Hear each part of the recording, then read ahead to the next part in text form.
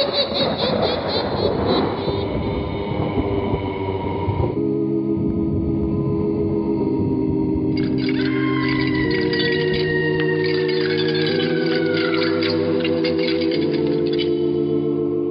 Mysterious Old Radio Listening Society podcast.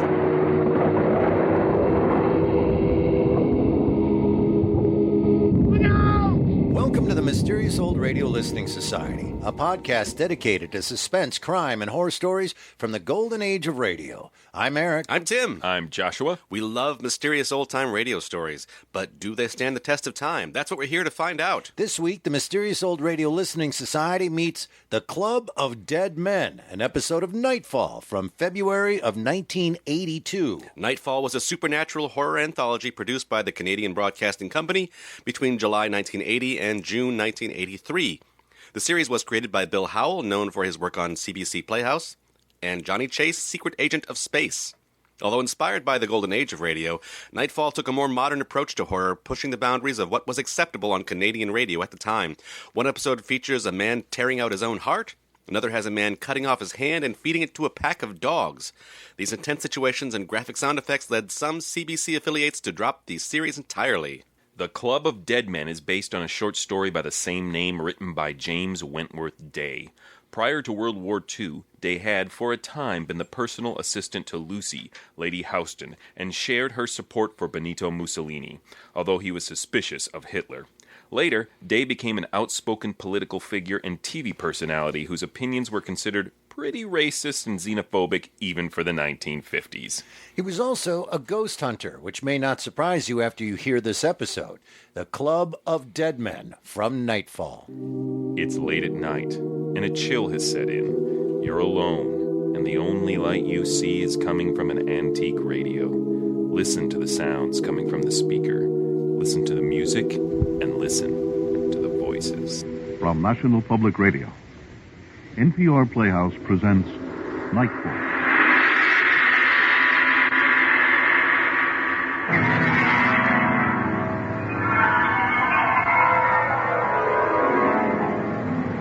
In the dream, you are falling, lost in the listening distance, as dark locks in.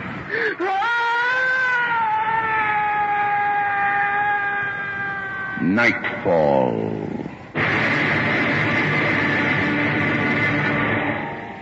Good evening. Tonight we have a story in which you have to consider who belongs and who doesn't. Remember whether they're a member or not. The play, based on the classic short story by J. Wentworth Day and dramatized for Nightfall by John Douglas, is called The Club of Dead Men.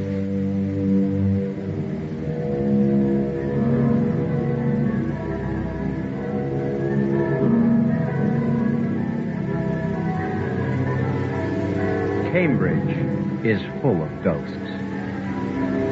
What else would you expect of a city half as old as time, crowded with bells and soaring spires, echoing courts and dusky staircases? Back home in Canada, I'd always loved the idea of ghosts, the way some people love the idea of war, until they get into one and see a man with his body in shreds and still moving. But I was lucky. For a long time, the dead avoided me. Too much white light for them in Canada, I guess. Not enough stairs leading down. But in England, of course, in Cambridge, that's another matter. My first morning in college, I really thought I had them at last. I set out to hunt them down like a collector. Specimens from another world, all ready for display. I didn't understand, you know. I never realized that their net was bigger than mine, and that they were waiting for me.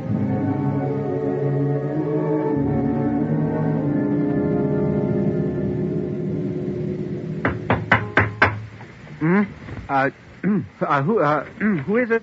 Good morning, sir. Don't mind me, I'm just a bedder. Oh, you're the what? The bedder. I'll make the beds and tidies up your room, like. Oh, but I, Oh, now, never don't you worry, sir. Our young gentlemen from overseas, they take a bit of getting used to, having a woman doing their rooms and them still in bed. Oh, Lord bless you, sir. I'm old enough to be your mother. Here's your tea. Thank you, Miss... Mrs. Posset, sir. I'm Jim Warner, and I'm from Canada, not the States. Yes, I've heard. Oh, my word. Had a bit of a spread last night, didn't you? The fellows down the hall decided my arrival called for a celebration. Oh, they celebrate a pig in the master's garden, they would. Probably because they put it there in the first place. Told you all about their pranks and hijinks, eh? Well, as a matter of fact, we got talking about the local ghosts. I learned all about the house by King's College where the invisible squire plays the harpsichord. There's more ghosts in Cambridge than there's people living. And the best of them's right here. Here? In the college? Across the quad, in the room at the top of Cow Lane. Cow? No, it ain't a country road. Cow Lane is an old stone staircase at the far end of the cloisters and steep enough to break your neck too. What happens in the room at the top of it? Well, that's where they meet. The Everlasting Club. Everlasting? Now that's what I'd call a really exclusive group. Oh, you might as well say so, Mr. Warner. They're all dead, you see. A long time dead. And who are they? Oh, they were students. Oh, a long ways back. And very wicked, too. Every 2nd of November, All Souls Night, that is, they're supposed to meet there. But the room's been locked up for years, and nobody goes to see. Not ever. All Souls Night. But that's only a few days away. Mrs. Posset, you've made a sale. I'm a ghost hunter from away back and never caught one yet. Do you think they'd let me spend All Souls Night in Cow Lane? Oh, for God's sake, sir, don't think of doing such a thing. Well, I shouldn't be telling you this, but, well, near 20 years ago, when I first come here, a poor young student gentleman, he thought it'd be a great lark to spend that night in the room. Yeah, and? Well, he must have got back to his own room somehow, because that's where he was found next morning. He'd shot himself. Well, that does it. Fraud or no fraud, I'm going to spend All Souls Night in that room.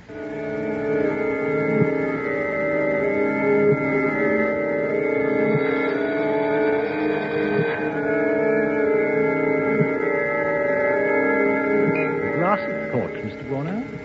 Thank you, sir. I'm afraid it may strike you as medieval, Mr. Warner, but I'm usually addressed as Master.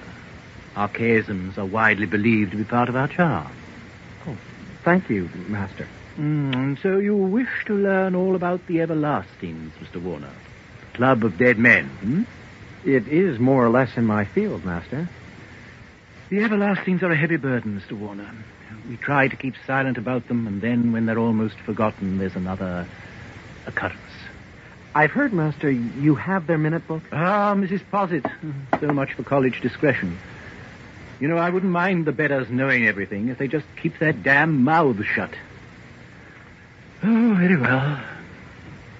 You're a scholar in the field, after all, and withholding research material is the sin against the Holy Ghost. Now, the first volume here is the minute book with the names of the members and the rules of the club. I'm afraid that many of the latter are blasphemous and obscene. This second is a journal kept by one of the members, a fellow of the college, called Charles Belassis. And the purpose of the club? To violate every rule, to stamp on every law, human and divine, to revel once a year on All Souls Night in honor of their lord, the devil, and to continue doing so until the ending of the world. And do they? You are the latest of several who tried to find out. They all came to a bad end, you know. The Everlasting Club. Corporeal members, A.D. 1738. Meaning they were all alive at that date? 1738 was the founding year of the club. They were all in the flesh, yes. Alanis Dermot. Prez Ite. Latin? Alan Dermot, eternal or perpetual president, the evil genius of the group. But Latin, I'm afraid I don't read Don't it. apologize. Almost no one does nowadays. It's only the names in any case. Pretentious, weren't they? Satanism is a kind of church, Mr. Warner. And the devil was a scholar long before he was a scientist. Franciscus Witherington, Francis, Enricus Davenport, Henry, Very good. Jacobus Catherville, Jacobus, Your own name, Mr. Warner. You are James, are you not? Jim, James, yes. So, your name in Latin is Jacobus Warner. Carolus Belassus, Charles. Correct. Charles Belassus, the last survivor. Found dead 1766. Author of the journal in your hand, which tells of the terrible ending of the club. If it ended. If indeed. Turn the page, Mr. Warner. 2 more names. I thought Belassus was the last. Hey, they're each in a different ink, and, my God, the dates. As you say, the dates. Robertus Farnham, 1861. On the morning of November the 3rd, 1861, a student named Robert Farnham was found dead at the foot of Cow Lane. It was thought he came hurtling down the stairs and struck his head. The last one is Julie Amos. Julie Amos, God, 1960. The one who shot himself. The few who have seen this put it down to a prankster. 2 pranksters. Right you are. If they're genuine, the 2 entries are 100 years apart. It's only a few days to All Souls Night. I am requesting your permission to spend that night in Cow Lane. Don't tempt me. All the others were alone at the end. If I found a buddy, someone cool, to watch with me, would you change your mind? In the daylight? Yes, it's safe enough. But take my own master key. The servants know too much already. Thank you, Master. Mr. Warner, let me give you one more Latin phrase. It may come in useful. Yes? In manus tuas, Domine. Into thy hands, O Lord. And Mr. Warner, Master? be careful. Which Lord?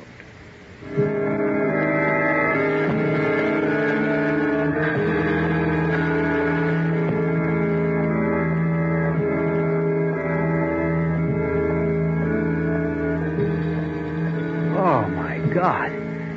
Cow Lane's more like a stone ladder than a staircase. Whew. Oh, boy, half these old keys never work. What? The door's open. Hi. Welcome to the Everlasting Club. Come on in. Well, this is a surprise. They told me this room was always locked. It is. Mostly. I got a key from one of the bedders. Well, hello. I'm Jim Warner, across the quad. Just call me Bill. I made the mistake of admitting I was in the Marines once, and all I get from the Brits ever since is Boot Hill Bill. You're not from the States, are you? Canada. Our great neighbor to the north. Yeah. I know. The mouse in bed with the elephant. The longest undefended psyche in the world. How about we forget all that crap and play it by ear? Yeah, you got a deal. Okay. Hey, and by the way, did you say the Everlasting Club? That's why I'm here, man. You got the bug, too? Ooh, I got it bad. I'm into history. Started on the Hellfire Club, and, well, here I am. Hey, man, history's my major. Yeah? Italian Renaissance. Oh. Ever heard of the infamous Academy? A guy called Pomponius? No, I never heard of him. The whole occult gig. Black masses in the catacombs. The Inquisition chased them for years. Oh. But at least the Academy and the Hellfire Club, once they went to hell, they stayed there. These guys are something else. Bill, do you think they really come back once a year? I don't know. Love to find out, though. I thought of wheedling permission to stay here the night they break out. When is it? November 2nd. The Feast of All Souls. Not Halloween? 2 days later. Just as heavy, but more class. Gotcha. Anyway, I'm just auditing lectures here, and I don't live in the college. Fat chance the master would allow me to go ghost hunting after hours, eh? Hey, by yourself, no, but I think I've got his permission for 2 of us. Would you be interested? Interested? Oh, buddy, you're going to have to tie me down to stop me. Fantastic. I thought we'd do it right. You know, long table with the glasses, silverware, candles, the lot. Think they can eat? Oh, all the more for us if they can. Right. This pad needs a real job done on it anyway. Would you look at it? Whew. What in hell have they been storing here? Dozens and dozens of chamber pots. Oh, no. They'll always be in England. Yeah, ladies and gentlemen, in the heart of darkness, in the club room of the dead, we are walled up alive in thunder mode.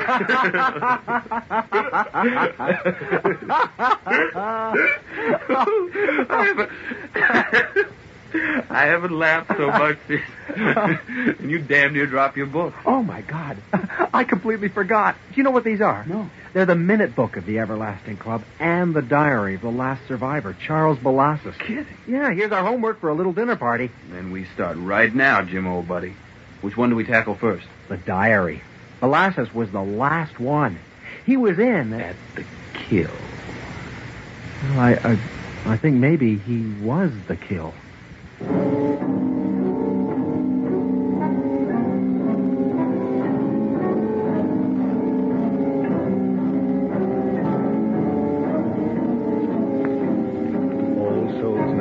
Year of grace, 1766.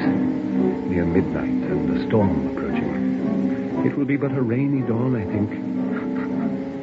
But it concerns me not, for I shall never see the morning.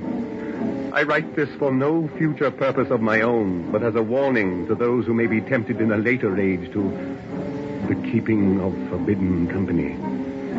I am the last corporeal member of the Everlasting Club, and as such required tonight to entertain the others, should they wish to come. God help me, I think they will. The Everlasting Club began on All Souls Night 28 years ago, in 1738. It was an age of clubs. For dining, for dancing, for whining, for dicing. Why not then a club for devilry? We were callow enough, the five of us, with some viciousness, I suppose, but not so bad as our president, the Honorable Alan Dermot, grandson of a duke, great-grandson, surely, of Beelzebub. Gentlemen, order by command of the President. Order. On this first meeting of the Everlasting Club, our esteemed secretary, Mr. Witherington, will read the laws of the society for your approval. Mr. Witherington, we attend you. Thank you. 1. This society shall consist of 5 everlastings, who shall be corporeal or incorporeal as destiny shall determine. Damn me, I thought we were atheists, Dermot. Rule 1 smells of religion. Cannot a gentleman mock God, Davenport? Very well. Rule 2.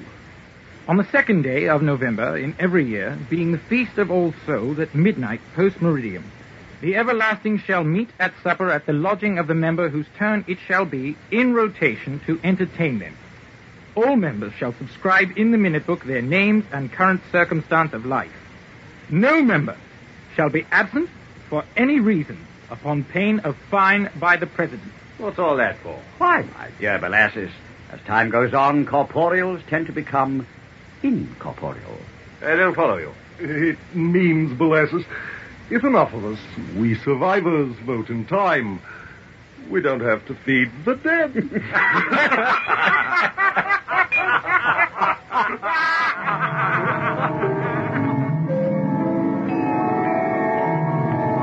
And so we went on annually for 5 Novembers. Members were absent for good or bad reasons and were duly fined.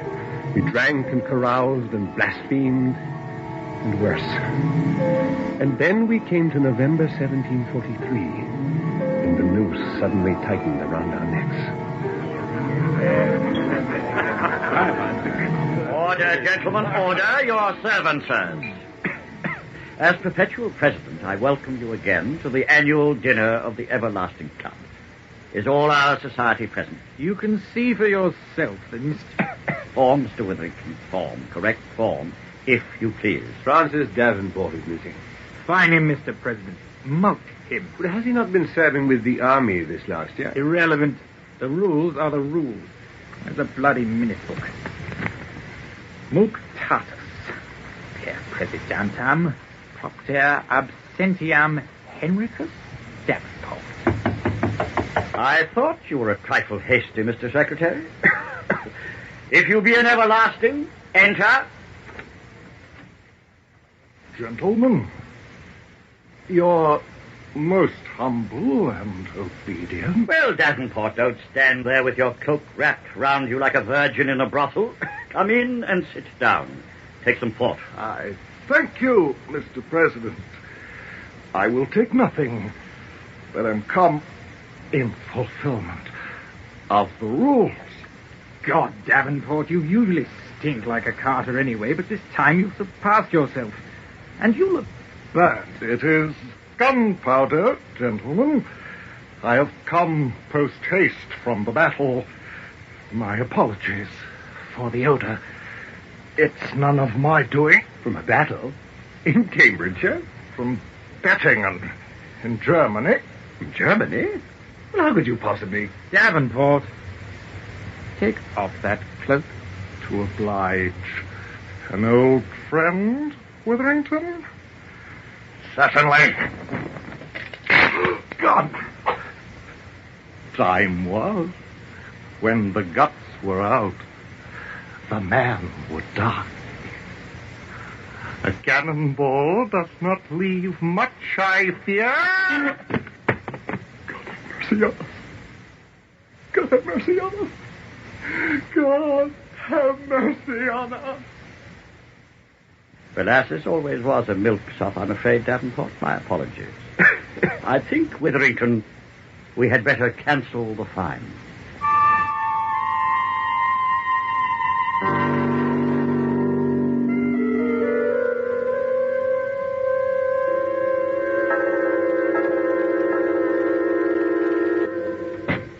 Witherington, I had to see you. I can't be alone any longer. It's 3 days and I can still see Davenport when he... Witherington, my God, to look at you, you'd think you'd just seen a ghost now. I have. What in God's name do you mean? I have just had word from Paris. The Honorable Alan Dermot, President of the Society of Everlastings, was killed in a duel in Paris 3 days ago on November the 2nd. But he... Don't you see, Belasses, there were 2 dead men at supper with us. It was Dermot's little pleasantry to look as if he were alive when he wasn't. The cough he had. I saw blood once on his handkerchief. From the sword cut of the Frenchman who had killed him that morning. Dear God, that means there are only 3 of us left. Oh, indeed, Belasses, only 3. The minimum quorum to avoid the Night of All Souls. We'll assemble each October and vote down the meeting. And there'll be no trouble until the first of us dies. And then... Don't cry, Belasses. After all, you may be the first to go. And then you can come with Dermot and Davenport as a guest.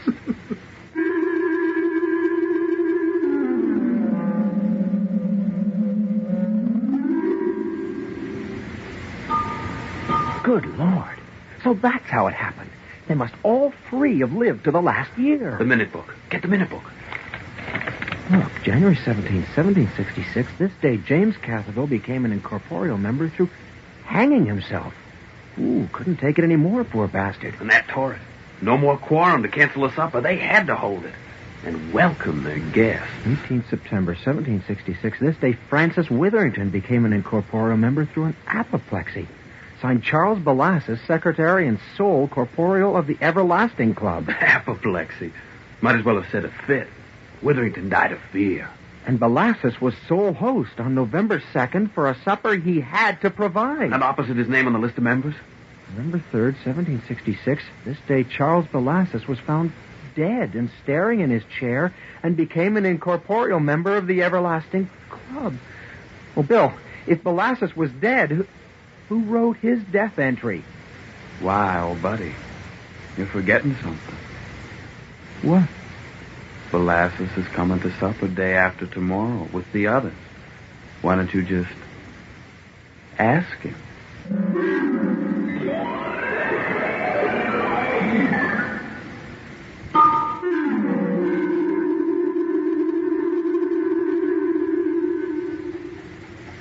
If you look at that watch once more, old buddy, it's going to fall off. What time is it now? 3 minutes to midnight. This is All Souls Night. It's a drag. Not a ghosty or a ghoulie in sight. Wait till the clock strike. Have you got the minute book ready for them to sign? Right here. Open below the last entry. The last victims, you mean? Robertus Farnham, 1861. Juliana Scott, 1960. Oh, these damn candles are burning so dim I can barely see. Bill, there's another name. What? Jacobus Warner, 1982. Good God! They've added me. It can't be. Where's your name, Bill? Why am I the only name here? Where's your name? Well, I don't know. It's time, Bill. It's midnight. Listen. They're coming. They're coming up Cow Lane. Gentlemen, your most humble and obedient. Come in. In whoever's name.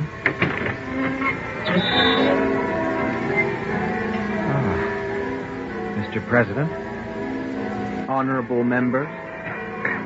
Mr. Warner, our compliments, sir. It is a nice point of etiquette as to who is entertaining whom. Perhaps it is best simply to join me. Now, we're shut in for the night. Forgive my cough, Mr. Warner. When midnight strikes on this night, we take on the different forms of our deaths. The rapier thrust makes little trouble in my lung. Even so, I'll wager I'm more presentable than my poor friends here. You're going to have to fine Mr. Scott for absence, aren't you? We seem to be missing Juliana Scott. Ah, now, Mr. Warner, that's the cream of the jest. I have played the same trick myself before now. Bite once, bite twice. What are you saying? It is a pity that you lack Latin. Juliamus, Mr. Warner, is the Latin for William. In vulgar parlance, Bill. No. I don't... Do not turn round too suddenly, Mr. Warner. Huh? Bill Scott put the barrel in his mouth before he fired, but all the same, you should not look at him unprepared. No. Sorry, Almighty.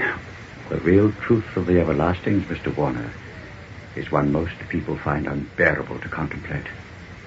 Among one's friends, you see, which of us can ever be quite certain who is alive and who is otherwise?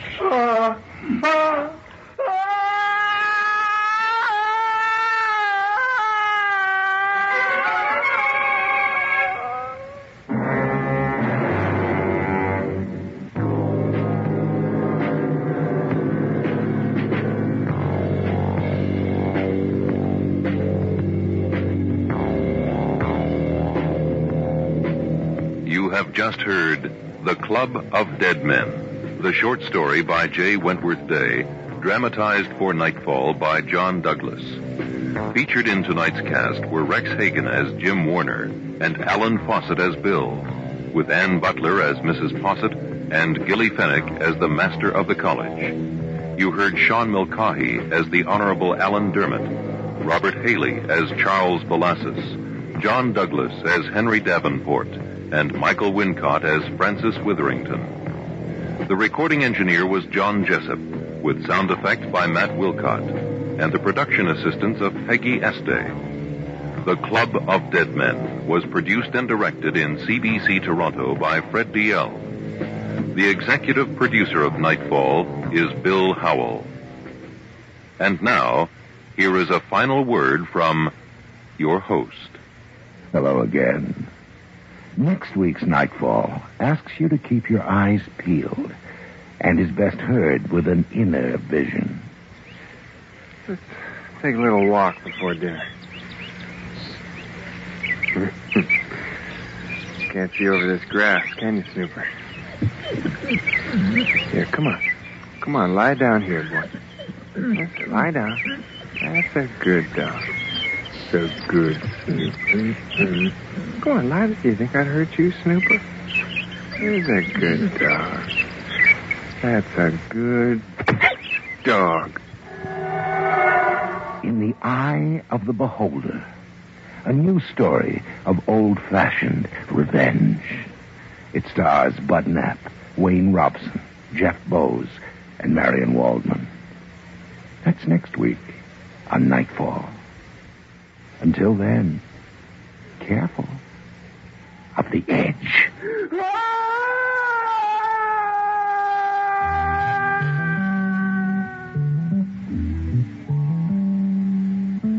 Funds for the distribution of this NPR Playhouse presentation were provided by the Corporation for Public Broadcasting. This is NPR, National Public Radio.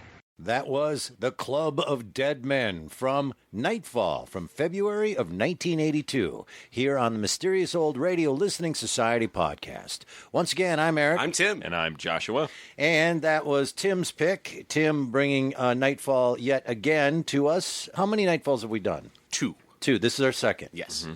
Why does it seem like 1,000?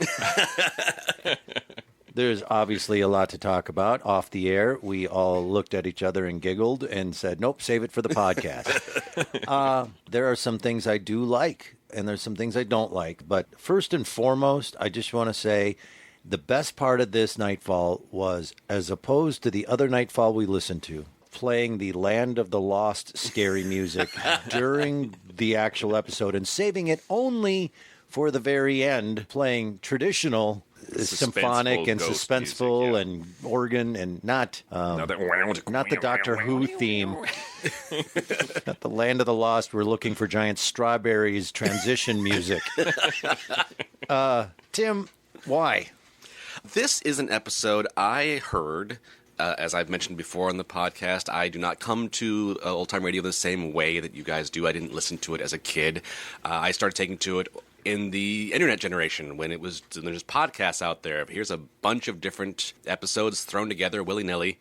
And this was one of those that I listened to. I quite liked it with no sense of what show it was from or what decade it was from.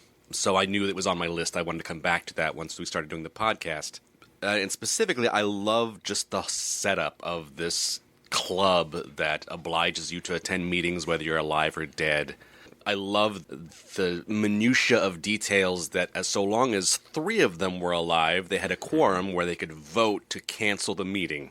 And that somehow supernaturally affected the rules of who's coming back from the dead and when. I like that. Let's start at the top and work our way through. The lady that is the landlord of the room that he's renting. Mrs. Posset. Is that what her name was? She's a bedder. I can only assume her first name is D. Right. There are characters, and then there's that. That is a parody wrapped inside a parody, sprinkled with loving amounts of parody. Are you talking about her accent?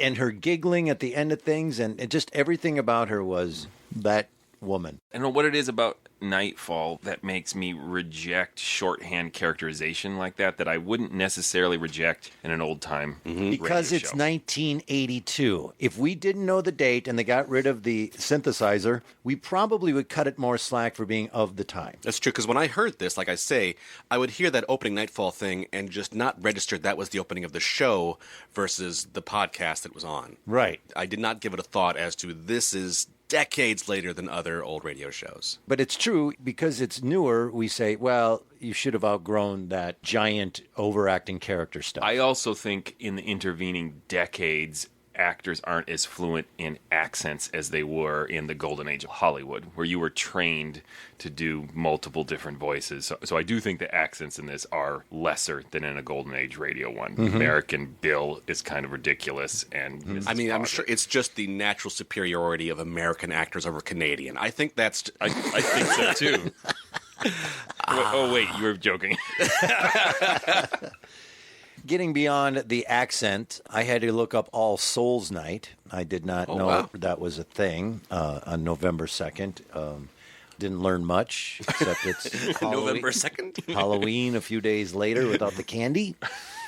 The idea of this, I like. There is a room where they met, the Everlasting Club, where people who had ventured in there ended up dead, and I like a lot of things about it. Like I said, the music didn't throw me off this time for Nightfall. I think the only real sticking point I had was it was ridiculously obvious that Bill was one of them. Mm-hmm. Yeah. You went up there, and he was already in there without explanation. You need to meet Bill somewhere else or have a reason for him to be in that room, because we just waited the whole time for Bill to reveal. Agreed? Yes. Yeah, it was really obvious. Yeah. And so took the suspense out of it. As endings go, it was weak in that way because he just screams, no, or whatever. I know he's gory to look at, but I'm unsure what's about to happen to Jim in the end. Other than we presume he's going to be killed, or he's going to meet the same fate as Bill? Yeah, I suppose if Bill is the model of what's going to happen, he's going to leave that meeting and go kill himself in some manner in the next couple of days. I don't know. But that would have happened no matter what, according to the story and according to everything that he'd been told by Mrs. Posset and other people, that was what happened the last time someone tried this. So it was still a weird end. I was unsure why the fact that Bill was dead made this so horrible when they were sitting there and hoping and waiting for dead people to show up. Well, he's saying, don't turn around, don't look at him, prepare yourself, because Bill ate a gun. Yeah. And so maybe I'm not following what you're saying, but that part is grotesque and horrifying ending because his head is off, his face is off, or whatever. And he's trying to talk through it. And he's trying to talk through it. Which is very effective. Oh, yeah. He's just like, Stop making fun of Tim. Is that what you're asking, or am I off? No, what I'm asking is I felt like it ended a beat too soon. Yeah. Yes, that's horrible, and it was done really well. Like, don't turn around, that's really scary.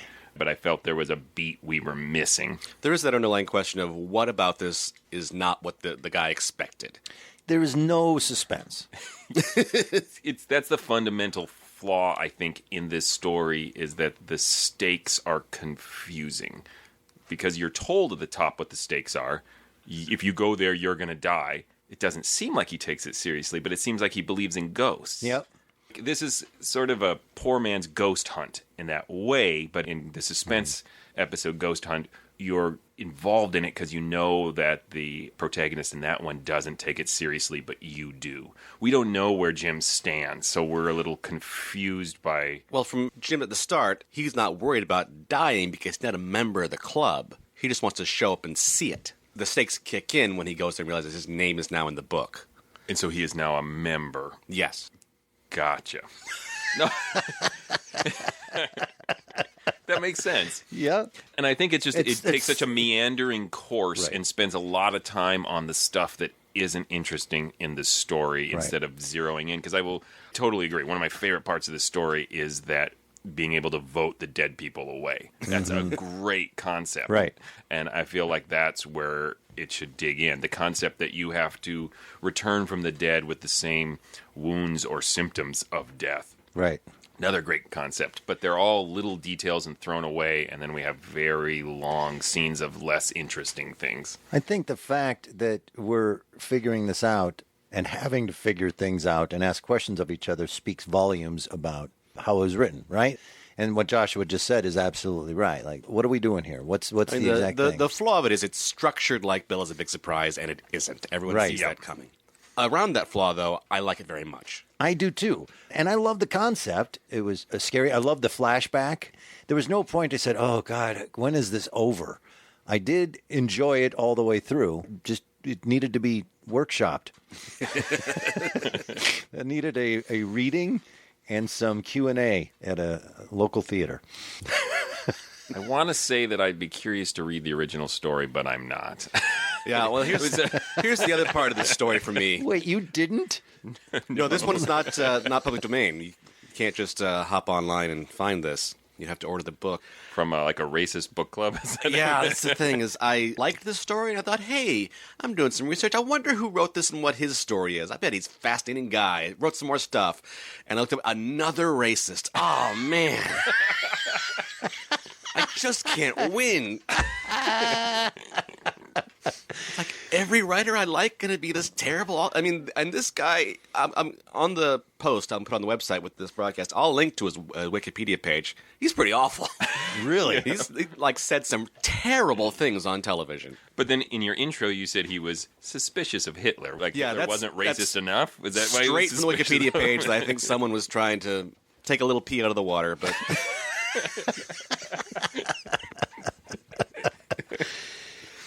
So what was this television show? You just go on and some rant? political television where he was, I guess, the designated reactionary. That is my new improv club name. Like they just we want somebody who's really crazy, extreme right politics just to hear that person's opinion. And they did. Wow. But he was also super agrarian. It doesn't convey the right thing, but it's in British politics, I guess, people who are really into rural issues as opposed to the city folk. Right. Okay. So farming. That's the word. There was a moment where Bill and Jacoby, or whatever his James name was, yeah. Became friends really fast, by the way. And they're up there and they met, and he's not bothering to ask him ever what he's doing in the room. But then they said something that might get, and they had a laugh that went on for 25 seconds. I wrote that down too. There's a lot of unearned laughter in this script. I said, all right. It wasn't that funny. Relax. You're trying too hard to be a friend. Yeah. Although the same could be said about me reacting to Tim. Hey.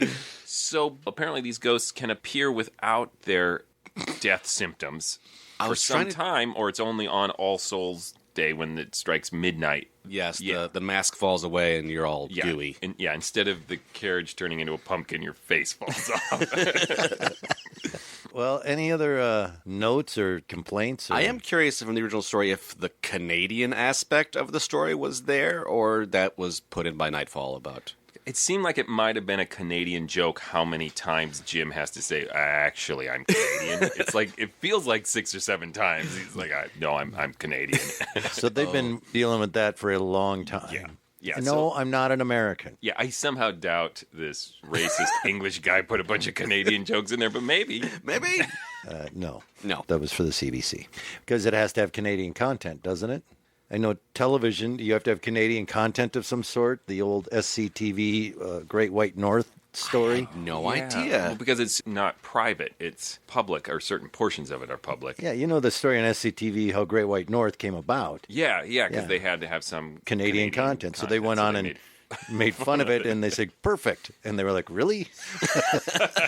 That was supposed to make you mad. And it was fine. Yeah, that'll do. Okay. Okay, that's good. You said Canada. All right. And we have Canadian listeners. Yeah, I want to say, we don't hate Canada. No. Are you kidding me? First of all, you got health care. Second of all, your prime minister's good looking and seems nice. You seem to have it all together, actually. That we don't have to have Canadian content on our podcast. We don't? We do it as an added bonus. Just in case they take over. Or we want to move there. Right? I wouldn't say classic. I like the concept. I enjoyed it. How old were you when you first started listening to Nightfall? Oh, this was like in the past 5 years or so. Okay. 45. Yesterday. So it had good moments, but I think this confusion that we're talking about of what's going on now is its pitfall for Nightfall. Mm-hmm. I think Nightfall's big trick is that it feels like old-time radio, but because it's done in the 80s, it can be more adult, it can be more violent, and can have visceral stuff in it, like a guy trying to speak through his gunshot wounds in the face, and just be more horrifying. And so it always has a sort of shock value to it somewhere, and I think it successfully has that. I just think the story needed to be trimmed or refocused a little bit. Tim, you talk in the beginning both times about these episodes where they almost got kicked off the air. Man cutting off his hand, feeding it to a pack of dogs, things like that. How come you don't bring those to us? How come we don't get to hear the ones that got him in trouble? I mean, gurgling, jawless guy, tongue waggling loose out of the bottom of his skull. I mean, that's pretty good, right? You're right. It's pretty good. What do you think, Tim? I'll admit I'm biased just because the whole concept, the Hellfire Club, the infamous Academy, these are all interesting things to me in just sort of a personal hobby way. No, that sounds like I have really weird. I have a personal little club of people who do immoral acts. I haven't told you guys about it. Well, yeah, I want to be in. So I totally recognize its flaws. It's not a classic, but I have a lot of fondness for it. I hear you. All right. Thanks so much, everybody. Tim, if they want to learn more... Hey, please go visit ghoulishdelights.com. That website, you'll find other episodes of this podcast. If you want to get a hold of us, you can contact us through that website and make suggestions for things we should put on the podcast later. Hey, and we also want to recommend a new podcast that we are listening to, and that is one called Breaking Walls. And it is a podcast on the history of American radio drama. And we don't plug other shows lightly here. I don't think we ever have. Nope. But First time. This is a really cool podcast, and I think our listeners would be interested. It is basically a radio documentary that is going to move through the entire rise of the old radio networks, the growth of programming, through the Depression, through the decline of radio and the growth of TV, and even forward into what's going on currently on the internet for reviving dramatic radio. So give that a listen. Does the documentary end with one of our episodes? Like, we're going to negotiate. And iTunes? Yeah, go to iTunes and write a review. We love reviews on iTunes, in case you haven't noticed. I actually just read them for the first time. Oh. I didn't know they were there. I accidentally found... Did we not mention to you that there's reviews? No, I just didn't know how to get to them, and then it was an accident, and I found them, and I'll just say it's like 30-some, right? And Yeah, people are really it's nice. good, yeah. People are really nice. Thank you. That's really nice things you wrote. I don't know how you have the time to do stuff like that, but sure, thank you. All right, who's got the next one? Next time, it is me, and I am bringing an episode of Escape called Evening Primrose. Until then... Look out!